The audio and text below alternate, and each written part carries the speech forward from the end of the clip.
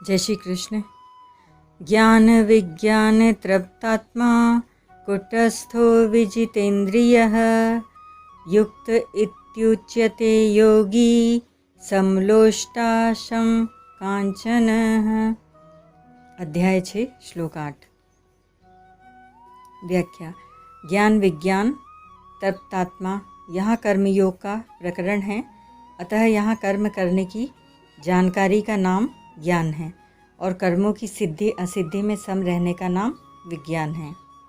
स्थूल शरीर से होने वाली क्रिया, सूक्ष्म शरीर से होने वाला चिंतन और कारण शरीर से होने वाली समाधि, इन तीनों को अपने लिए करना ज्ञान नहीं है। कारण कि क्रिया, चिंतन, समाधि आदि मात्र कर्मों का आरंभ और समाप्ति होती है तथा उन कर्मों से मिलने वाले फल का भी आदि और अंत होता है, परंतु स्वयं परमात्मा का अंश होने से नित्य रहता है। अतः अनित्य कर्म और फल से इस नित्य रहने वाले को क्या तृप्ति मिलेगी? जड़ के द्वारा चेतन को क्या तृप्ति मिलेगी? ऐसी ठीक अनुभव हो जाए कि कर्मों के द्वारा मेरे को कुछ भी नहीं मिल सकता, तो यह कर्मों को करने का ज्ञान है। ऐसा ज्ञान होने पर वह कर्मों की पूर्ति अपूर्ति में और पदार्थों की प्राप्ति अप्राप्ति में सम रहेगा। यह विज्ञान है। इस ज्ञान और विज्ञान से वह स्वयं तृप्त हो जाता है। फिर उसके लिए करना, जानना और पाना कुछ भी बाकी नहीं रहता। कुटस्थः, जो कूट आहरण की तरह स्थित रहता है उसको कुटस्थ कहते हैं। कुटवत निष्ठतीति कुटस्थः। कूट आहरण एक लोह पिंड होता है जिस पर लोहा, सोना, चांदी आदि अनेक रूपों में गढ़े जाते हैं, पर वह एक रूप ही रहता है।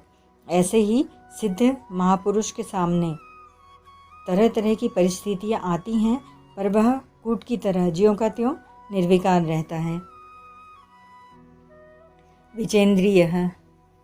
विजितेन्द्रियः, कर्मयोग के साधक को इंद्रियों पर विशेष ध्यान देना पड़ता है, क्योंकि कर्म करने में प्रवृत्ति होने के कारण उसके कहीं न कहीं राग द्वेष होने की पूरी संभावना रहती है। इसीलिए गीता ने कहा है, सर्वकर्म फल त्यागम ततः कुरु यतात्मवान।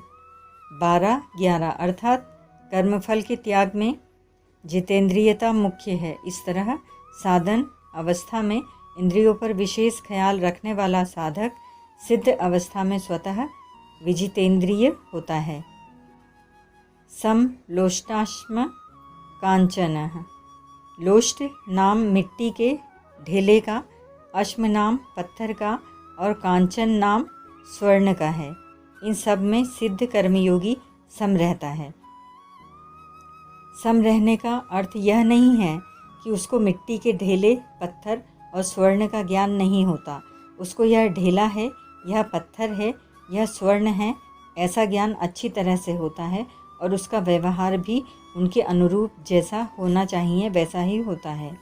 अर्थात वह स्वर्ण को तिजोरी में सुरक्षित रखता है, ढेले तथा पत्थर को बाहर ही पड़े रहने देता है। ऐसा होने पर भी स्वर्ण चला जाए, धन चला जाए तो उसके मन पर कोई असर नहीं पड़ता, और स्वर्ण मिल जाए तो भी उसके मन पर कोई असर नहीं पड़ता। अर्थात उनके आने जाने से, बनने बिगड़ने से उसको हर्ष शोक नहीं होते। यही उसका सम रहना है।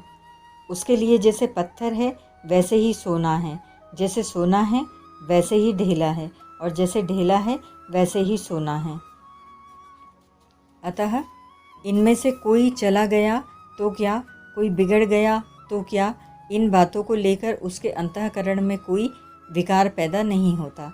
इन स्वर्ण आदि प्राकृत पदार्थों का मूल्य तो प्रकृति के साथ संबंध रखते हुए ही प्रतीत होता है, और तभी तक उनके बढ़िया घटिया पने का अंतःकरण में असर होता है। पर वास्तविक बोध हो जाने पर, जब प्रकृति से संबंध विच्छेद हो जाता है, तब उसके अंतःकरण में इन प्राकृत भौतिक पदार्थों का कुछ भी मूल्य नहीं रहता। अर्थात बढ़िया घटिया सब पदार्थों में उसका संभाव हो जाता है।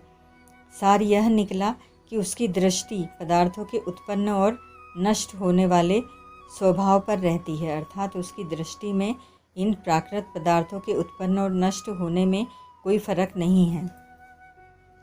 सोना उत्पन्न और नष्ट होता है, पत्थर उत्पन्न और नष्ट होता है तथा ढेला भी उत्पन्न और नष्ट होता है।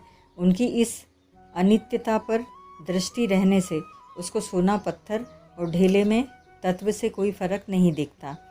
इन तीनों के नाम इसीलिए लिए हैं कि इनके साथ व्यवहार तो यथायोग्य ही होना चाहिए और यथायोग्य करना ही उचित है तथा वह यथायोग्य व्यवहार करता भी है, पर उसकी दृष्टि उनके विनाशीपन पर ही रहती है। उनमें जो परमात्म तत्व एक समान परिपूर्ण है, उस परमात्म तत्व की स्वतः सिद्ध समता उसमें रहती है। युक्त इत्युच्यते योगी, ऐसा ज्ञान विज्ञान से तृप्त, निर्विकार, जितेंद्रिय और समबुद्धि वाला सिद्ध कर्मयोगी युक्त अर्थात योगारूढ़ समता में स्थित कहा जाता है। ओम तत्सत।